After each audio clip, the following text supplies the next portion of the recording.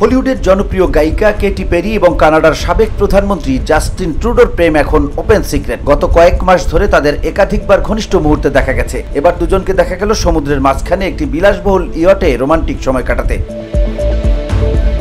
British গণমাধ্যম the daily mail প্রকাশিত ছবিতে দেখা যায় 40 বছর বয়সী কেটি পেরি কালো রঙের সুইমস্যুট পরে নিজের ইয়ট কারাভেল এর ডেকে বসে আছেন। পাশে 53 বছর বয়সী জাস্টিন ট্রুডো, শর্টবিহীন পরনে শুধু জিন্স।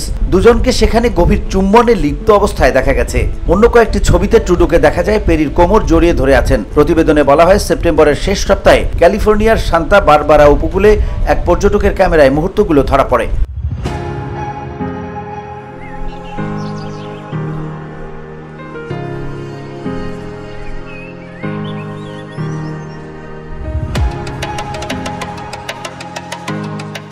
এক প্রত্যক্ষদর্শী ডেইলি মেইলকে বলেন, তারা একটি পর্যটক নৌকার কাছে এসে থামেন। এরপর হঠাৎ একে অপরকে চুম্বন করতে শুরু করেন। প্রথমে চিনতে পারিনি, পরে ট্রুডোর হাতে থাকা ট্যাটু দেখে নিশ্চিত হই।